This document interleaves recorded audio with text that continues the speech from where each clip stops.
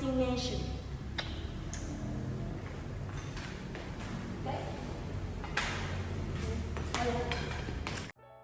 Dante's Boxing Nation, what's going on, guys? Okay, so we've seen tweets from Frank Martin where he's posted little vague things, but he never really explained the whole situation with Shakur Stevenson and why he turned down a fight that was really close to being done. Well, for the first time, Frank Martin, he finally speaks out. He did an interview with Queens of the Ring, and he explained why he didn't take the Shakur Stevenson fight. Was this fight actually ever a real thing? Was this fight ever actually in consideration? For sure. Okay, so it was in consideration. Yeah, it was a real thing. Okay, so what happened that we did not get a chance to witness this fight? Give us your version. Give us what you know to be true about why this fight fell through. So, but on my end, verbally, I agreed. Got a call, asked me what I thought about the fight. It's for the WBC and all that. I agreed to it. I'm like, it's a green light. You know what I mean?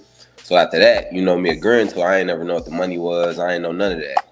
So what happened was once everything came about, I figured out what that money was, and I wasn't cool with it. You know what I mean? I wanted more. So that's why the fight didn't fall through, because it was everything. I agreed to everything. You know what I mean? As far as the stipulations, everything. From it being on ESPN to the where it was gonna be at. Like they were saying, it could have been in Vegas or it could have been where dude from.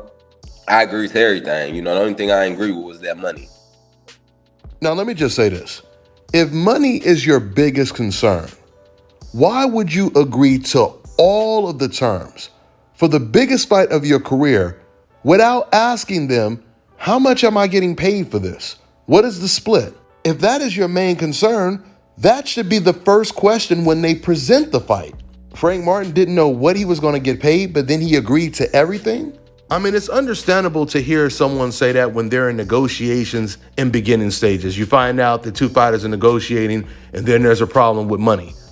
But to find out that one fighter agreed to pretty much everything, every single stipulation, and now the fight is close to being announced. And that's when one of the fighters pulls out of the fight because he never knew how much he was going to get paid. He had no clue.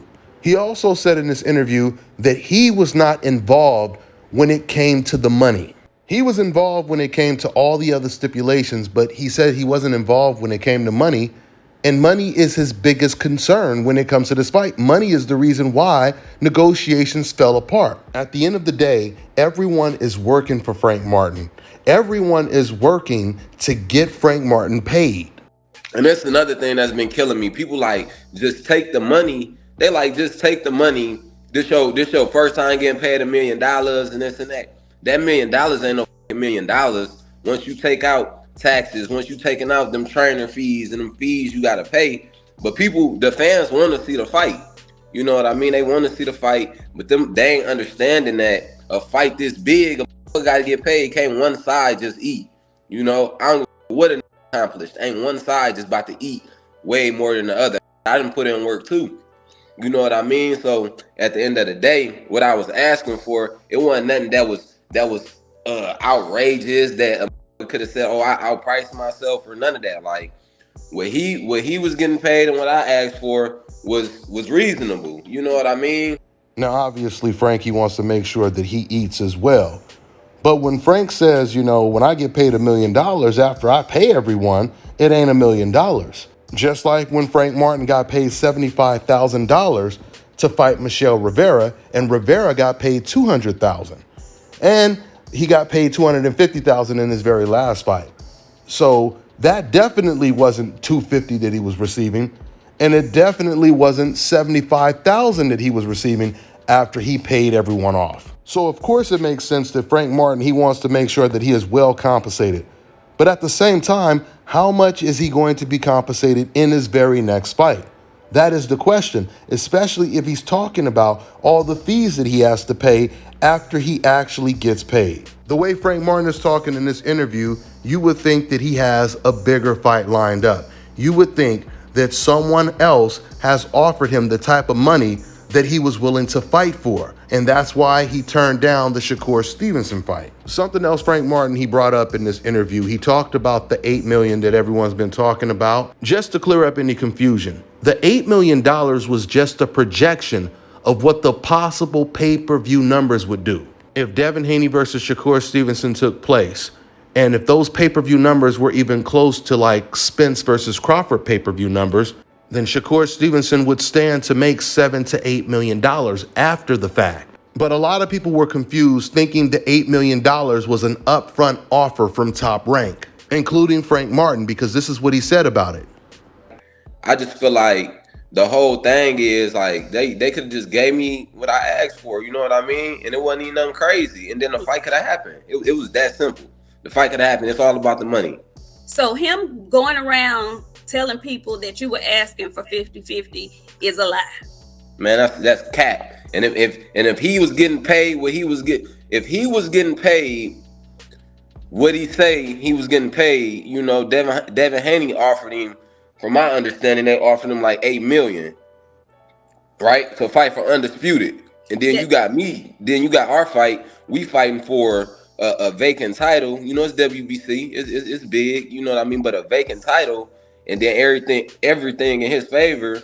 You know what I mean? All I asked for was an extra little you know, and they couldn't give me that. You know, but if he what he told me he was getting paid, if he was getting paid that, he capping about a whole lot. He capping about the money with Devin, what he said he was getting paid, and all that. You know what I mean? That's cap. If he was only getting $3 million, you know, and I was getting an M, that's what he said he was getting. You know what I mean? That's cap. You feel me? Because if Devin Haney offered you $8 million, you talking with? Didn't he say he got paid? He didn't got paid way more than that. Come on, we ain't gonna cap. I'm tired of capping.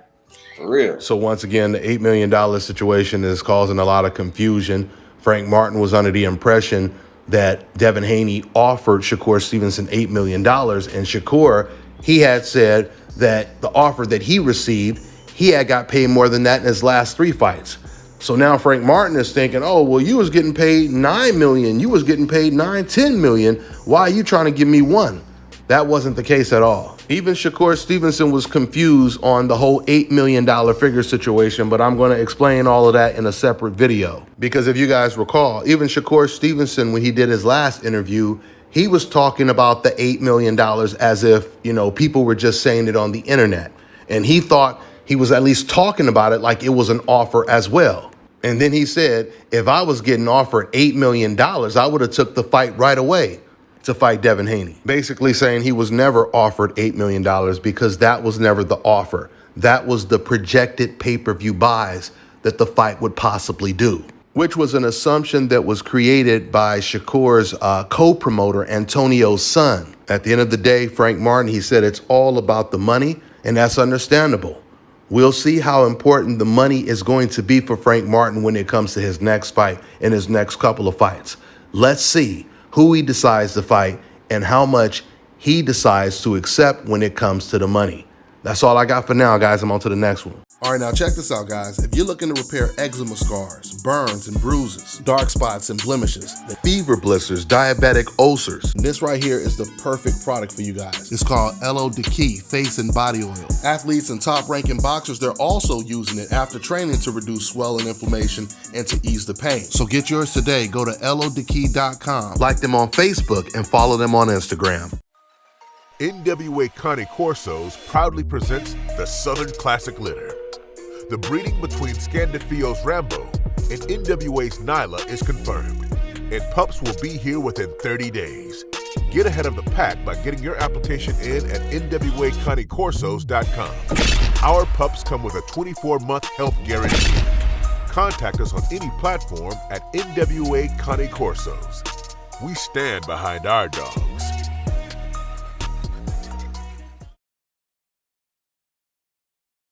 Let me tell you guys about Issa Israel Law Firm. It is a full-service legal practice based in Denver, Colorado, an emerging hub for combat sports and high-altitude training. If you're a fighter inside or outside of the ring and you need a law firm you can trust to fight for you, Visit thefighterfirm.com or email help@iilawfirm.com. Legal representation is usually limited to plaintiffs or defendants in Colorado, but iFirm can help anyone in the world with trademarking their business name, logos, and U.S. immigration issues. This brother has been my attorney for a while and helped guide me through all kinds of business and civil issues, so make sure you guys go to thefighterfirm.com.